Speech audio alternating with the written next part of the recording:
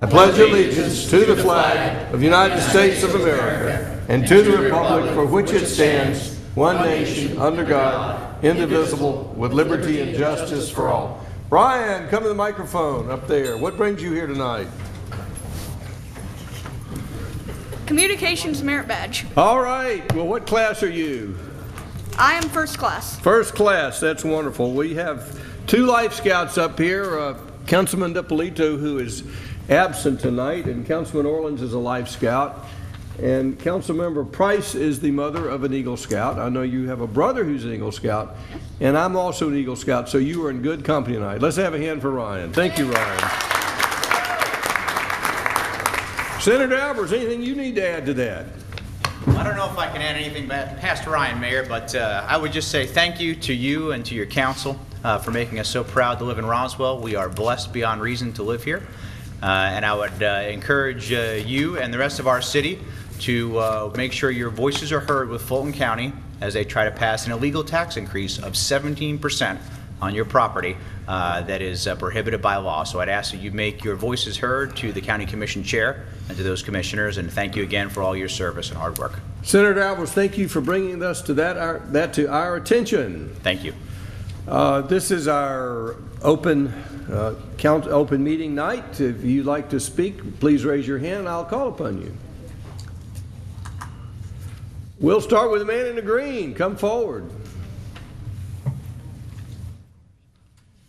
If you give us your name and address, You can leave the card. just lay it right there. Forrest Buchanan, 225 Nestor Court in Roswell East. And I'm sorry I inadvertently wore this green shirt. Concerning the Roswell, I think it's the Roswell Green. Yes, sir. Have you all ever thought about having, instead of the city of Roswell paying for that, to have a special tax district? That has not been suggested. Could I suggest it tonight? You can suggest that. Okay. Could it be considered? I'm not sure what the law is, but I'm certainly will suggest to the council that they consider that as one option. Okay. The other thing is about Canton Street. Have you all ever thought about just closing it off to vehicular traffic? I'm originally from New Orleans, and New Orleans closes off Royal Street, except early in the morning when delivery trucks service the restaurants. And I always thought for the first 2 or 3 blocks of Canton Street, if we could do the same thing. That has been the subject of many discussions. We had many discussions before we closed it off on a pilot program. I will tell you that to a large extent is driven by the Canton Street merchants and their wishes. The council has not wished to do something that did not have the support of the Canton Street merchants. That is their district, and they have to make a living there, and so we have deferred to them in the past. So they didn't want the it closed off the vehicular traffic? That's my understanding. Okay. Now, there is also a discussion now about doing something on the alleys on either side of Canton Street. I think there's a lot more justification for closing those off, but there are a lot of issues that need to be addressed there. Canton Street merchants have told us before they see any further development in their district, parking needs to be addressed. What type of district? You keep using the term district. What type of district? It's not a governmental district. Okay. I've used it as in a general term of I have an office on Canton Street, but mine is at the far north end of Canton Street, and I don't consider myself part of that grouping because they've got different issues and different problems. So I'm just treating that as sort of an area of general interest. Those merchants all have similar problems and similar issues. They have parking issues, they have garbage issues. They're concerned about should it be open or closed. Well, listen, I'm trying to give you a trip to New Orleans so you all could investigate Royal Street. Now, don't turn me down. The city council has taken several trips, not to New Orleans, but I know we've looked at other cities and how they've addressed those issues, and so we are open to ideas. Okay. The other thing is too, and I've been with the veterans and this green, I was wondering if y'all could pass an ordinance that cutting down the trees would be the very last thing that they do. My fear of that is they cut down the trees and then we say, oh, we're out of money, and everything gets stalled, but yet we don't have the trees. I will assure you that this project will not move forward until there is funding. We're not going to partially fund this, and Okay. it's my understanding from council that this will not be. I will tell you the first thing that's going to be done is if the final decision is to move the memorial, that's probably going to be the first project to be done. And Okay. from a timing standpoint, if this project moves forward, there's been an understanding that we need to have the project started and finished within a 12-month period so that the Memorial Day celebration can move forward without an interruption. Well, again, that Memorial Day celebration out in the hot Georgia sun. We've heard those concerns. Okay. I was wondering if on the library, I'd realize it is a, what is it, Atlanta Fulton County Library. Yes, sir? But is there any way for our library here that you all would consider making up the shortfall so we could get back to the old hours? That has not come to this council. I'm not sure exactly how that would work, but our first hope is that Fulton County will make it up.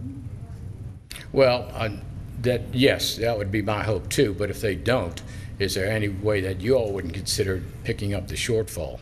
It's not in the current budget. It's not under consideration, but it is a possibility. Okay. The other thing is, if you're on 400 and you're heading south and you're going to turn off to Roswell, it's one lane that goes into 3 lanes. 2 of the lanes are a left turn to go east to Roswell. Then there's a single lane going west to this part of Roswell. It's been my experience that the 2 lanes going to, if you excuse the expression, Roswell East, are usually you have to go outside along the line, people lined up to go to Roswell, the main part of Roswell. And I was wondering, to me, the simple fix was for that one sign that says turn left, you can have it turn either way. We have a much more complicated fix. Mr. Asenbrack, would you come forward and describe what's currently under design? How you doing? But I think it's a better fix. Pardon? It's much more complicated, but I think it'll be actually much more fun, more operational. We agree with you that there's congestion in that area. As far as the signage, I'll look at that. That could be a short-term fix. The mayor alluded to, we had done a study several years ago about the whole Holcomb Bridge 400 intersection, and we came up with 7 projects, and they're all underway right now. That particular, our name for that is the southbound off-ramp. That southbound off-ramp of 400. There's also a southbound on-ramp, so those 2 ramps are under the control of GDOT, and they have allowed us to run with everything else, and we are running with all of our projects, and they are walking, and we are doing the best we can to get them to get up to speed on that, but it is in the process. It is funded. It's just taking a little bit of time. So there will be some pretty significant Mr. improvements. Asenbrack, if you could quote the cost for all of these projects. Well, right now the city has $7.5 million budgeted for those projects, and then the southbound off-ramp and the southbound on-ramp are fully funded by GDOT to the tune of about $1.2 million, as I recall. So there's lots in the hopper coming. Okay. Good. Thank you. My wife and I went to your Civic Center for a play, or our Civic Center, excuse me, and during intermission, there was a slight line for the men's room, but the ladies' room was always all the way across the lobby. Now, my wife said you meet some interesting people as you wait for the line for the restroom. And she was able to, but I think you all need to take a look at that. Although I'm for equal the ERA, but in this case, I think they maybe need a couple of more stations, I should say. The last thing is, just riding up here tonight on Holcomb Bridge Road, there's a cell tower that they stuck fake leaves in it, and it really looks, to my feel, stupid. I mean, that thing is sticking up with these branches coming out.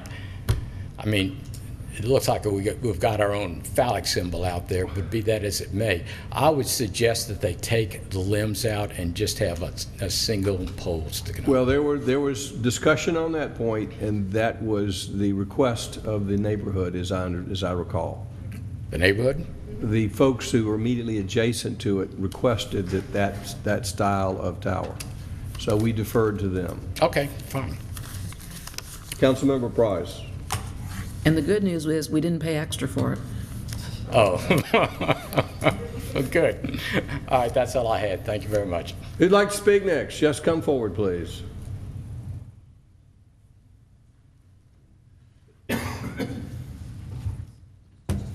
Janet Russell, 260 Willow Springs Drive. First, I just want to say that I had a little problem on my street after trash collection last Wednesday, and a whole bunch of stuff got unloaded in front of my house, and it was a big mess.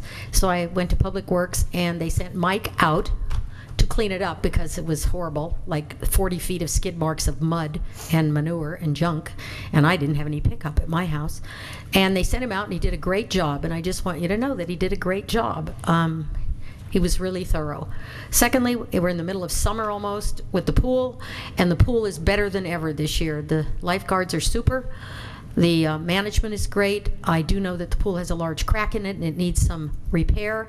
I would hope you would address that in the budget so that no one gets electrocuted, because it's not pretty. The fireflies are pretty, but not when we're floating in it. Thirdly, on a somber note, tonight I want to acknowledge the death of a friend of mine. He died on Friday, the day after his 69th birthday, and he died from the effects of Agent Orange in Vietnam. His name was Patrick Flanagan, and he lived in Virginia City, Nevada. He has struggled for the last year with lung cancer, skin cancer, and melanoma. And that memorial that you want to move because you feel it's expendable represents his life too. 58,272 men and women died in that conflict. That does not include those who have died who came home and were the walking dead but didn't know it. Patrick Flanagan was a brilliant philosopher, writer, accountant, owned the San Francisco Fishery Company, and knew all the movers and shakers in the old-time fishing business. And I got an email from him on Thursday, which is why I was kind of blindsided when I found out he died on Friday. So he was someone's son. He was someone's husband. His wife predeceased him. He was someone's father, uncle. He was my friend since high school.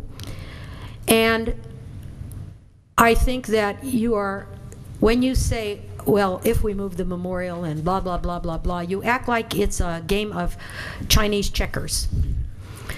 That memorial is not just a piece of stone or sculpture. I went out there again last night. By the way, the water is not flowing again on the memorial. It's just sitting there. I'm not sure why. Every person I bring here is stunned by the beauty and the impact of that memorial. To move it will be a transgression against memory, a transgression against the valor of people who didn't have a choice. So I'm only here tonight to say thank you to my friend Patrick Flanagan. He fought the great fight in the war. He chronicled it. He did beautiful photographic essays. He talked about his friends in the Delta, the Mekong Delta, not the Mississippi Delta. There's a huge difference. He got cancer from that. And Agent Orange, is the gift that keeps on giving to my generation. None of you up there will experience it, but I'm experiencing it more and more when I find out that they've died. So I'm going to remind you once again that to move that memorial will be immoral, amoral, and an insult to every person that's ever served this country in any capacity in the military, living or dead. Who would like to speak next? Yes, sir, come forward.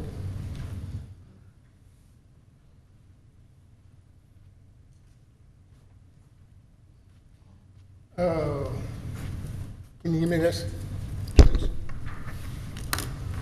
Lee Fleck, Martin's Landing. Good evening, Mayor, Council. Control room. I have a couple of things I want to touch on before I want to get to the gist of my discussion. You know, for many years I came to council, and when Ed Williams was the chief of police, I don't care whether it was an open mic or council, he was always present. Ever since he left and we had Chief Littlepants, it's like we don't get any police presence at the council meetings or that unless there's awards being given. Now, I know we got undercover guys and we've got uniformed guys here and stuff. I know all about RC. Okay, I'm talking to the chief of police so he can answer. Oh, that's the assistant. I'm sorry, you're hiding back there. Come on up here with the police, or the fire chief. He's always here. I stand corrected. I hadn't seen him before. At any rate, I think that I hope we're going to continue having police presence in authority in case any questions come up, because some may come up tonight with what I want to talk about. I want to start by saying P2C program is what I want to discuss.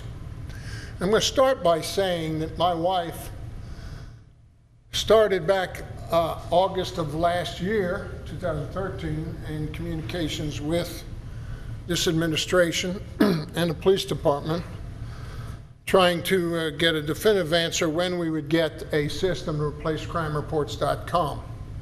Now, I know you're all familiar with what that is, but that's how people who want to move into apartments could go to it and see how bad the crime was in this department or that apartment. Same thing with neighborhoods. You could go, you get a map, and it would give you all the incidents over whatever period of time you wanted to know about. And so when you put in your new software program, new computer program, you didn't have the links to provide that information to crime reports, so you suspended that service, and I feel that was a service to the citizens more than probably the police or the administration. From August to January, my wife was in communications with you all, and it got to the point that nobody was doing anything. The answers she was getting was deceptive. And it was very apparent that we were not interested in promoting or publicizing the crime in this city. In January, when I saw what was going on, I then contacted Kalia, and rest assured I will be testifying when Kalia does come, as I have in the past. And their comment was, crime information. There is indeed standards mandating the agency comply with state and federal laws concerning release of public information. Okay? Now, 62 pages of emails my wife communicated with this administration and this council.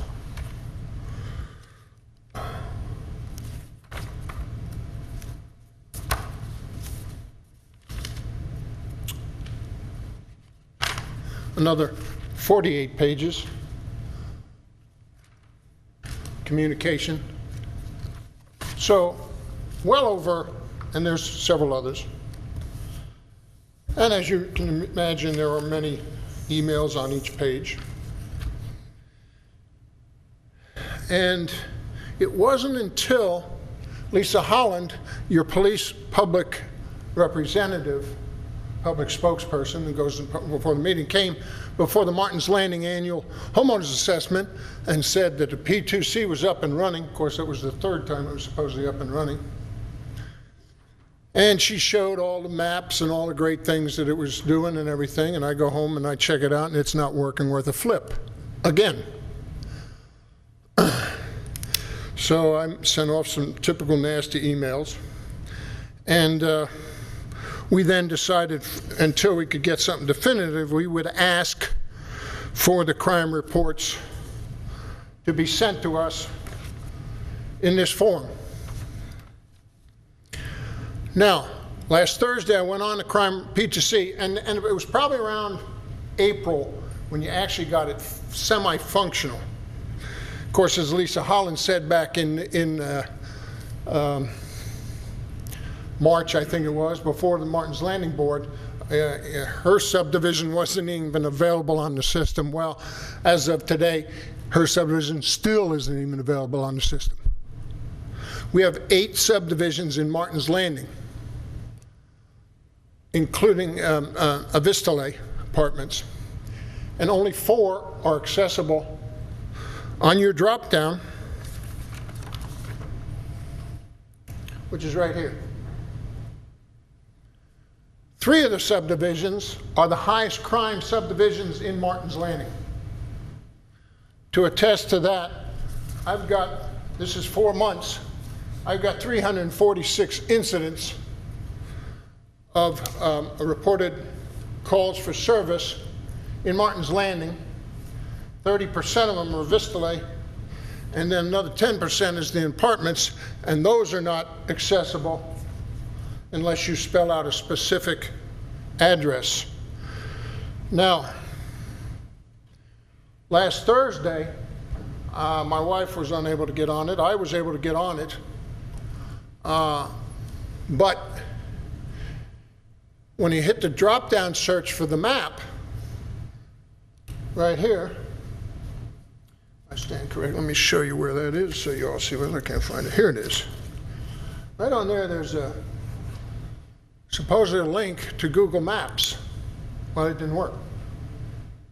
Last night before I came in here, I thought I'd look at it again, and nothing worked. I hit the search, and 10 minutes later, nothing showed up for my residence in North Pond. I went to work today, and I hit it, and certainly everything came up. Of course, at work we have much more sophisticated computer systems than I have at home. And I was able to go and see all the maps, and it works fine. But even on your own website, you say Microsoft 10 and 11 this system is can't be used in Microsoft 10 and 11, which are the 2 most common at-home systems most people have. What I'm trying to relay to you, hopefully, is that the system is not user-friendly for its purpose.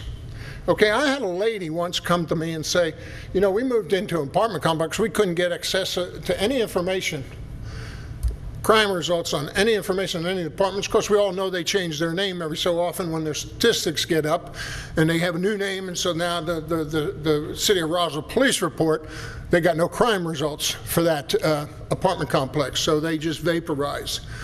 So they mask the crime that way in their apartments.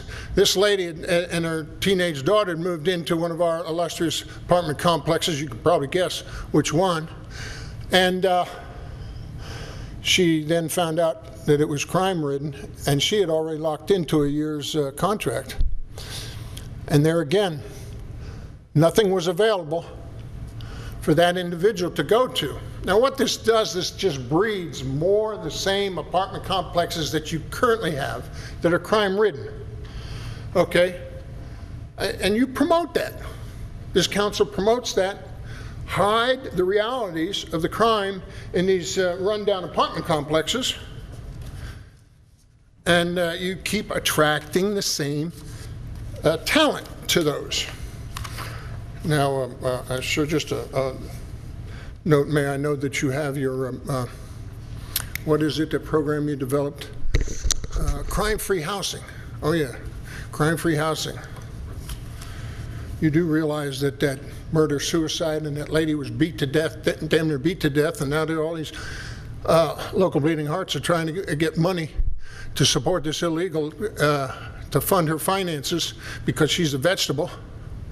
But the guy then killed his son, then killed himself, and that was in your first apartment complex you had signed up for your crime-free housing.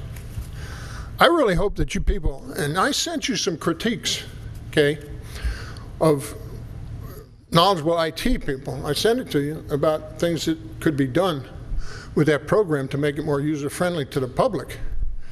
And I certainly hope you proceed and try and do something with this program to make it reliable and more in line with what we had before with the crime reports. Right now, when you hit that map, you might get that one particular line item will come up on a map.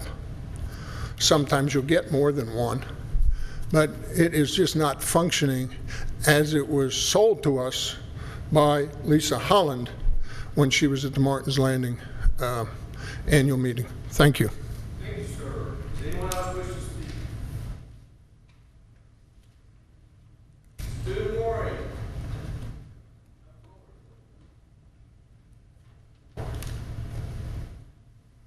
Thank you, Mr. Mayor. I just wanted to add a bit of information. I wanted to say thanks to Janet Russell for her kind remarks, and to let you know that the Mike she refers to is Michael O'Neill, one of our scout truck drivers in sanitation, and I just wanted the record to reflect that, as usual, he has done another great job. As usual, our solid waste pickup team will unlock fire services. Anyone else? Councilmember Weiss. Just Stu, before you sit down, what was the problem exactly? Why was trash left there?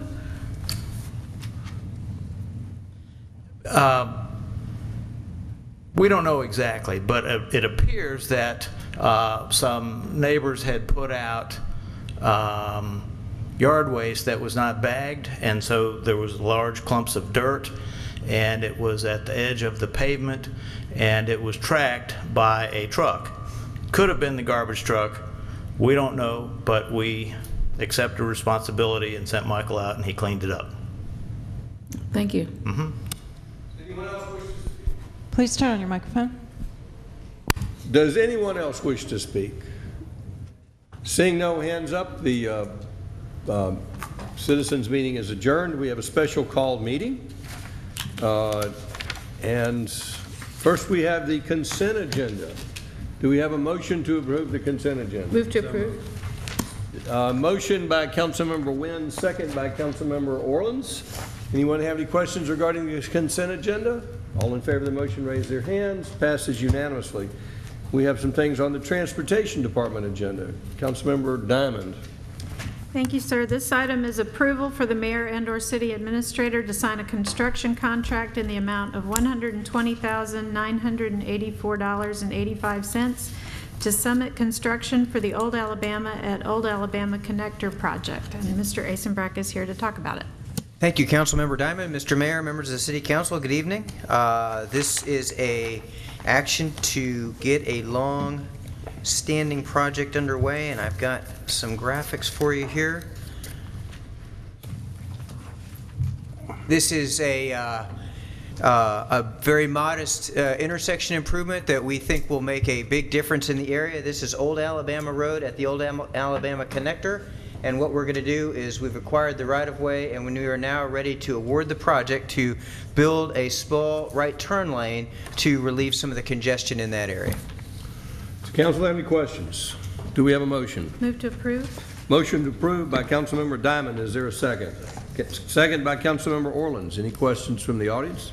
All in favor of the motion, raise their hands. Passes unanimously. Thank you. This item is approval for the mayor and/or city administrator to sign a contract with Lori's Transportation for the State Route 140 at Warsaw Road intersection improvement project in the amount of $133,635.52. Thank you, Councilmember Diamond. This is a contract we issued a request for proposals. We received 3 bids back. we were in the process of awarding to the low bidder when the low bidder withdrew their bid. And so we went to the second low bidder, which is Lori's Transportation, and they were slightly higher than our budgeted amount. We went to GDOT, and they agreed to help us with the funding. And so what this is, here again, a graphic for your information, Holcomb Bridge Road at Warsaw. There's the Olive Garden just as a point of reference, and what we have is a left turn lane there now that we're going to extend to improve the operational capacity of that intersection. So we recommend Lori's Transportation to you for approval of $133,635.52. Any questions? Do we have a motion? Move to approve. Motion to approve by Councilmember Diamond. Is there a second? Second by Councilmember Price. Anyone in the audience or council have any questions? All in favor of the motion, raise their hands. Passes unanimously. Next item is approval of a resolution to sign a project framework agreement with the Georgia Department of Transportation for the State Route 140 Holcomb Bridge Road at Warsaw intersection improvement construction in the amount of $141,500. Thank you, Councilmember Diamond. This is the same project that we just passed. This is our framework agreement with the Georgia Department of Transportation. As I mentioned, that we are working, this is their state road. Holcomb Bridge is State Route 140. Is it appropriate for us to enter into a project framework agreement? The difference in this particular case was, as I mentioned before, when we went through the second low bidder, we had to make some adjustments in the contract amount. So we had to adjust the project framework agreement, and there is additional money in this agreement for contingencies and for testing. Does council have any questions? Do we have a motion? Move to approve. Motion by Councilmember Diamond for approval. Is there a second? Second by Councilmember Price. Any questions from the audience? All in favor of the motion, raise their hands. Passes unanimously. This is approval for the mayor and/or city administrator to accept 3 right-of-way agreements for the State Route 140 westbound through lane and streetscape project in the amount of $100,387. Thank you again. So this is Holcomb Bridge Road on the east side of Georgia 400. Here's Holcomb Bridge, State Route 140. This is Georgia 400 here on the left side of this page, and this is Old Alabama Road. So we are continuing our process. The design is complete. We are acquiring the right-of-way. These are 3 more parcels, 3, 6, and 7 for your consideration tonight, and this will get us very close to the end of the right-of-way acquisition of this portion of the project. Do we have a motion for approval? Move to approve. Motion by Councilmember Diamond. Is there a second? Second. Second by Councilmember Wynn. Anyone in the audience or council have any further questions or comments? All in favor of the motion, raise their hands. Passes unanimously. And last but not least, approval for the mayor and/or city administrator to sign a change order to add an existing road resurfacing contract with Blount Construction Company, Inc. for fiscal year 2014 citywide resurfacing in the amount of $900,000. I know Mr. Asenbrock doesn't like us to call this a change order, but we will muddle through. Thank you. It's just a personal thing, but it is indeed a change order. We issued a contract working with finance, but what we did was we issued the exact amount for the first batch of roads. And as in talking with the finance director, Keith, it was appropriate because what happens is that the company actually has to bond for that amount. Now this change order requires them to get a new bond. So it is more than just an additional services. We are going to work through that for the future, but basically this is money and that we had already anticipated spending. Here is a list of the next batch of roads that this will cover, and so we're just going to modify the contract with our contractor and begin immediate work on this next list of roads. I'm trying to recall, was the total contract 900 or is this just the 900 batch? No, Mayor, the total contract is It was well, and this is several 2 years worth. So we were in about $2.5 million worth of paving. We only did about $1 million and change on the first batch, and this is just a little bit less. As I mentioned in the committee, the reason we're not using all of the money is because of conditions as we analyze it in the field sometimes are different. This gives us some contingency to make adjustments in the field, and also with our LIMIG, as you know, that money has nothing to do with the condition of the road. It's simply a formula from GDOT, and so we like to keep some of our paving money on the side to address any issues that the LIMIG may allow for, or we may find. Do we have a motion? Move to approve a purposeful and strategic change order. A motion by Councilmember Diamond to approve the amendment of $900,000. Is there a second? Second. Second by Councilmember Orleans. Anyone have any questions or comments? All in favor? Yes. Councilmember Price. Not related to this one entirely, but all of the ones we just took up. I just wanted to thank council for agreeing to moving these up and the mayor placing these on the agenda, because if we had waited until July 14th, none of these items would have been addressed for nearly 3 weeks after the committee meeting. So we wouldn't want the Department of Transportation to be idle or wishing they could think of more things to do. So appreciate all the effort it took to move all this up to tonight. Thank you. All in favor of the motion, raise their hands. Passes unanimously. We're adjourned. Thank you. Can you take that home for me?